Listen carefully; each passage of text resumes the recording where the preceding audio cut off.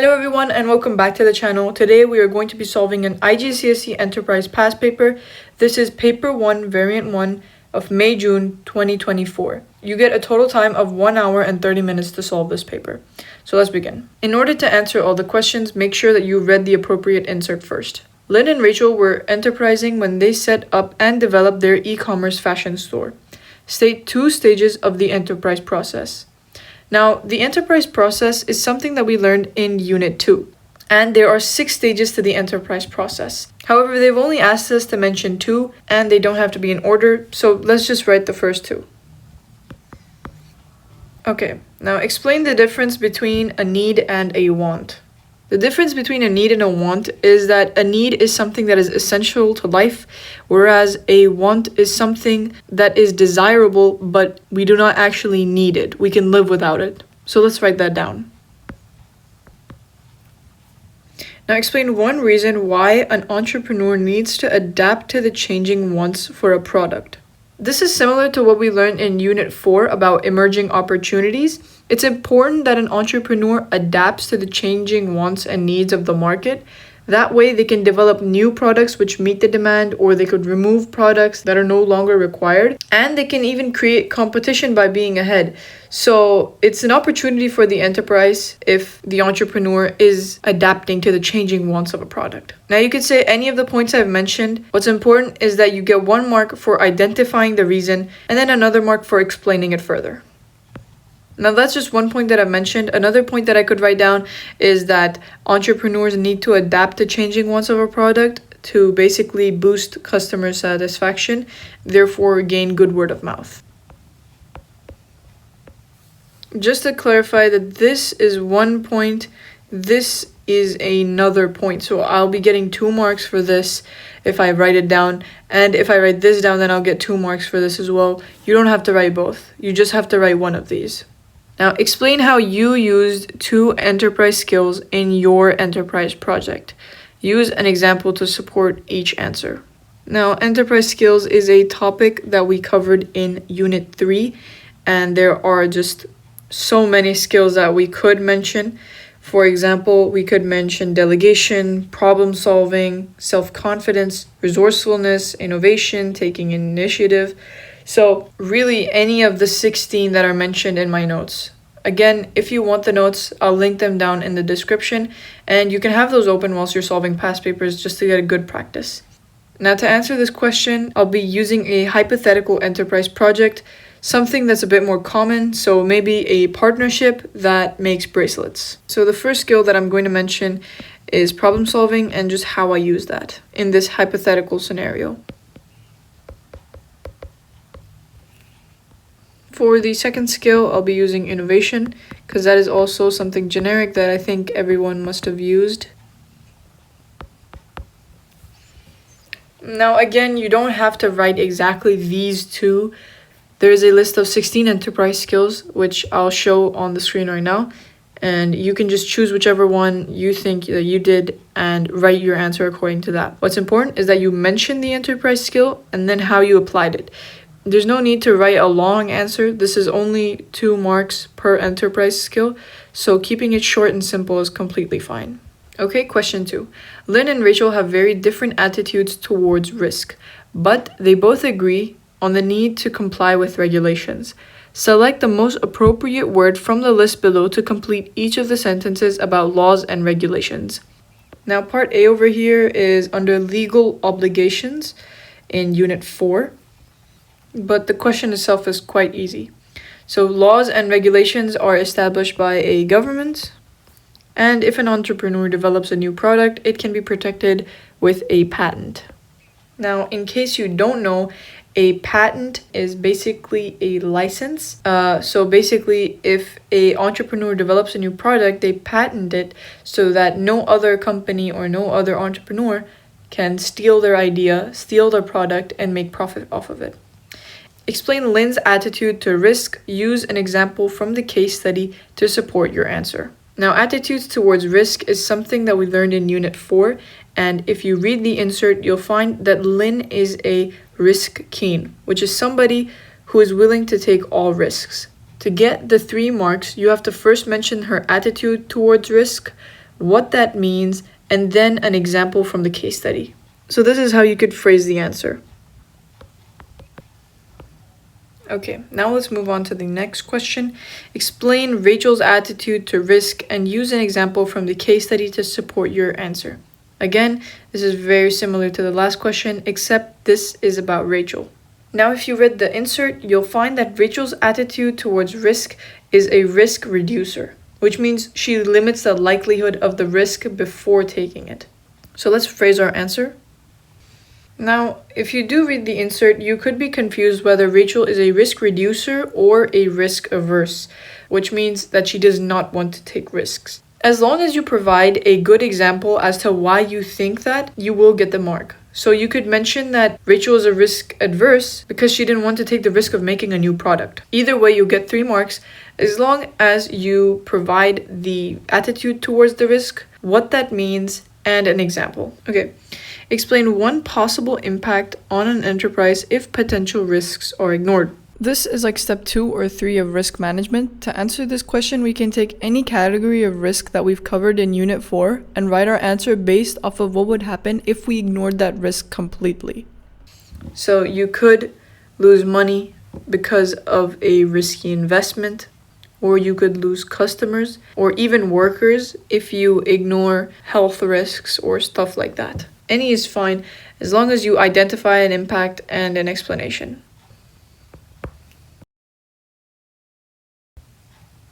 Okay, next question.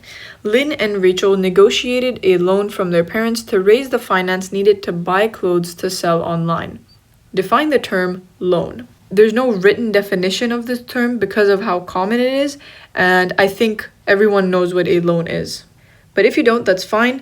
A loan means money is lent and it is expected back in either a short or long period of time, usually with interest. Now, if you don't know what interest is, it is a fee charged for borrowing money. That way, the lender makes back some money as well. Okay, next question.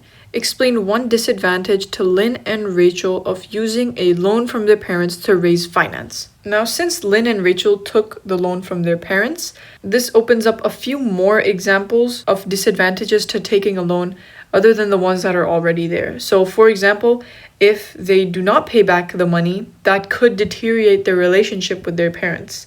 Also, you could say that using the parents as a source of finance isn't also a great option because they may not have the sufficient funds to meet the enterprise needs. Anyways, let's write our answer now. Next, explain how any 2 stages of the negotiation process helped or could have helped the negotiation in your enterprise project. Now, this is from Unit 5, Negotiation, and it is talking about the stages in negotiation, which there are 3: planning, conducting the negotiation, and measuring success. So we just have to mention how any 2 of the stages helped the negotiation in our enterprise project. Again, I'll be using a hypothetical scenario where I have an enterprise project in a partnership with one other person for making bracelets. I think one of the easiest ones to talk about first is the planning stage. Okay, so that's for the first stage, the planning stage.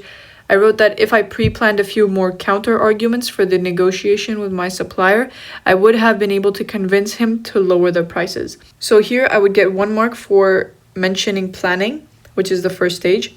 And then I would have gotten another mark for everything I said from here to here.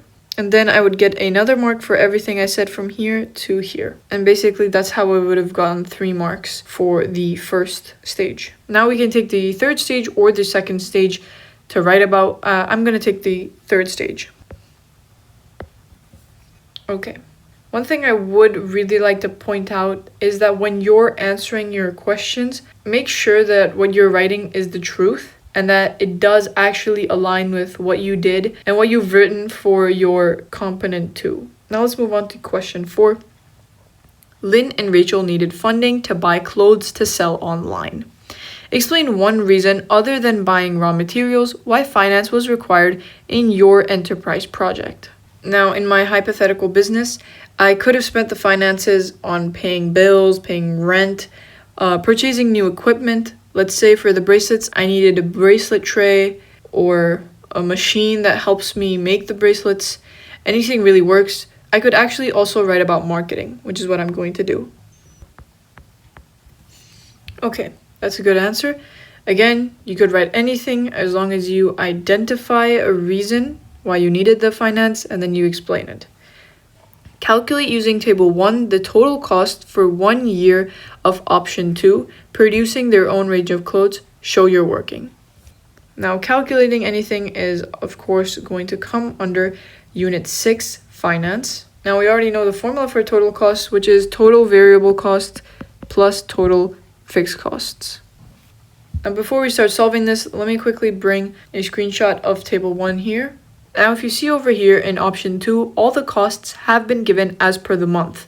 So after adding all of these, we're going to multiply it by 12 because it is asking us the total cost for 1 year. So it would be 1,000 plus 800 plus 100 plus 25, which is equal to 1,925. After getting 1,925, you just have to multiply it by 12 because obviously there are 12 months in 1 year. Now, when you're done with your working, you just have to write the final number over here. Calculate the amount of interest paid on a loan for the amount BI if the interest rate is 10% per year. Now, what this basically means is how much interest would they have to pay if they took a $23,100 loan and the interest rate was 10% a year. So the first thing you're going to do is find 10% of 23,100, which if you don't know how to solve, that's completely fine.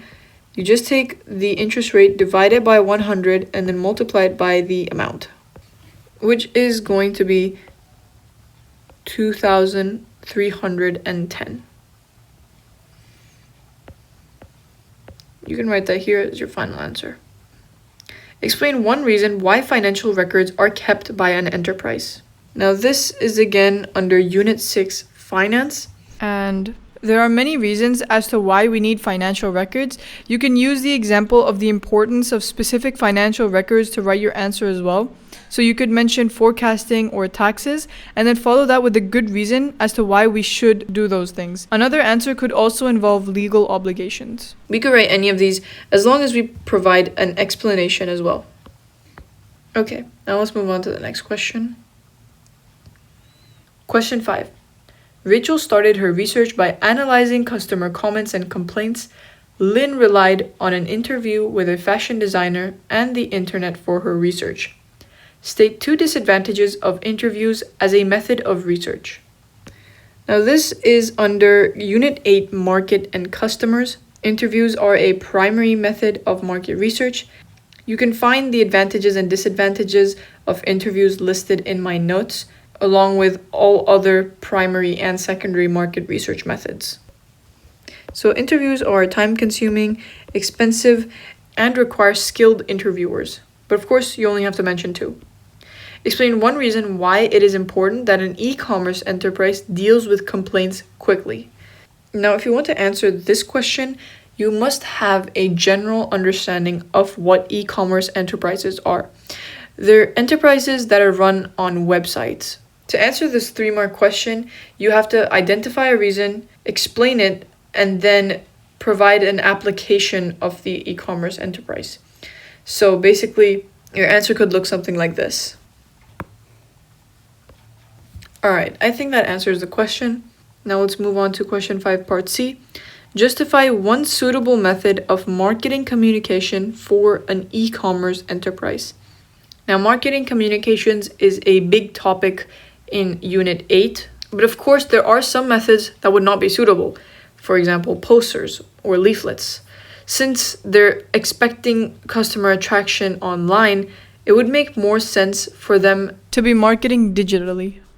So I think one answer which is very suitable and would be very easy to write about is using social media.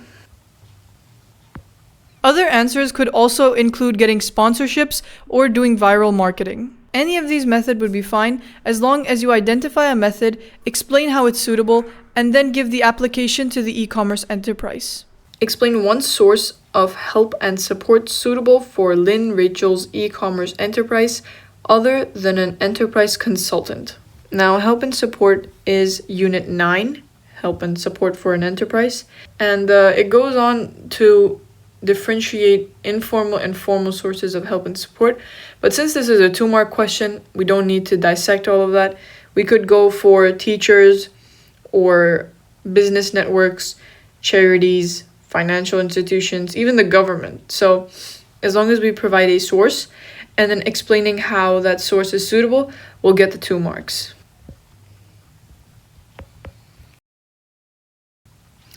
(6A) If Lynn and Rachel decide to choose option 2, they would need to comply with laws or regulations in the area of employment, production, marketing, and selling. Analyze the possible effects of any 2 laws or regulations on this e-commerce enterprise. Now, a good way to go about this is by first mentioning the law and then mentioning the definition. So basically what the law means, and then showing application to Lynn and Rachel's enterprise, and then ending it by explaining the consequences if the law is not followed. Okay, so we can use this framework to answer our question now.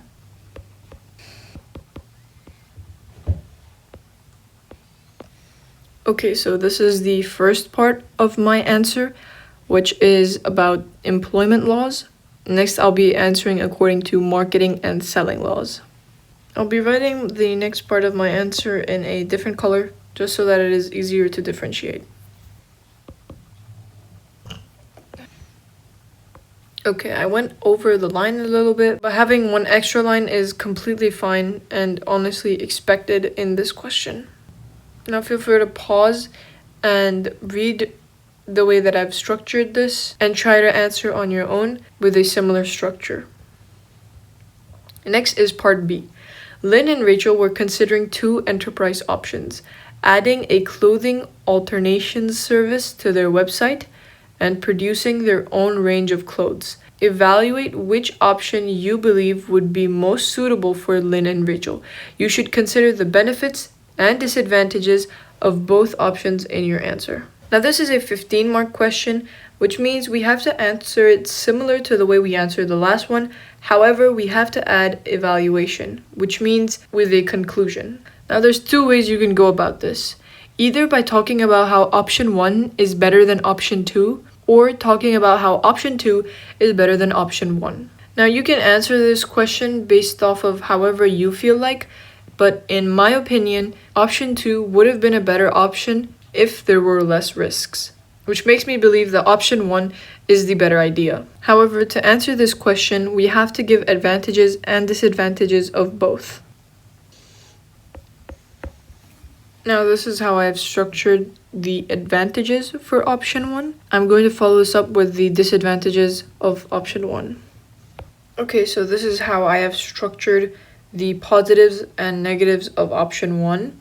Now I'm going to talk about option 2 and the advantages and disadvantages for that.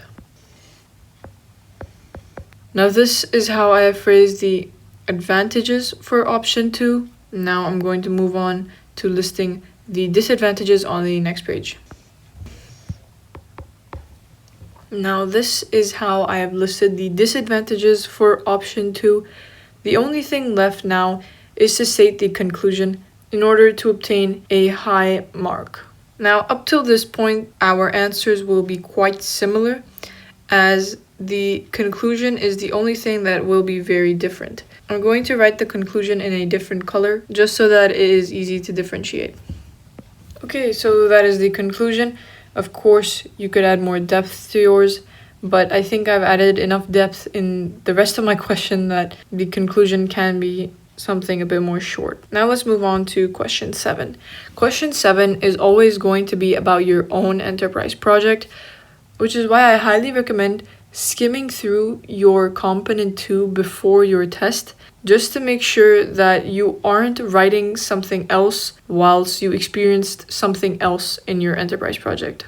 Now, since these questions involved a lot more depth, I can't exactly answer them using a hypothetical scenario.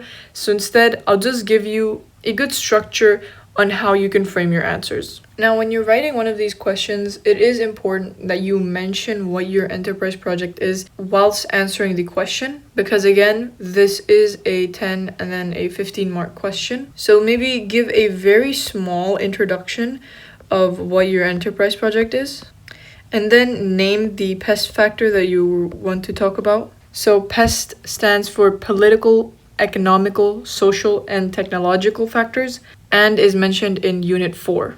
Next, you're going to explain how this factor affects the operation. So you're going to name the PEST factor and then also give a definition of what it is. Then explain how the factor affects the operation with an example. Make sure to link it with your enterprise project no matter what. If it's not linking and you're just mentioning facts, you're not going to get full marks. The next part is analyzing the effect. You can be a bit more general when you're explaining how the factor affects the operation. And then when you have to analyze the effect, you talk about how it increases or decreases, your sales, the costs, the demands, the risk, etc. Now what you're going to do is copy this and do it one more time. Now this is for your second factor. Again, you don't have to give a conclusion because this is not part B, this is part A. The next part of this question is part B, and the question is, enterprises use many types of communication. These can include nonverbal communication such as body language, and verbal communication and written communication. Evaluate 2 types of communication used with stakeholders in your enterprise project. Justify which type was the most effective. Now, since you've already given a brief introduction of your enterprise, you don't have to do it again. But since this is talking about stakeholders, you can mention the type of enterprise it was. So was it a sole trader or was it a partnership? The next thing you're going to do is identify which communication method, so one of the 3 bullet points. After picking a bullet point, you explain which stakeholder it was used with. So if you don't know by now, stakeholders are people that directly or indirectly affect an enterprise. So this could be your managers or your customers or your employees, etc. After that, you're going to explain how it was used. Next, you're just going to be listing the pros and cons of the type of communication. Then you're going to be doing that again, except with a new bullet point. And once you're done doing that, you are going to give a conclusion. Now, your conclusion should justify your choice by linking it to a few things: speed, accuracy, cost, and effectiveness. You have to basically choose which form of communication was better and compare these 4 factors to show that it was better than the other option that you chose. And that is how you're going to be answering your 15-mark question for your own enterprise. Now that is the end of your past paper. Thank you so much for watching. Don't forget to subscribe.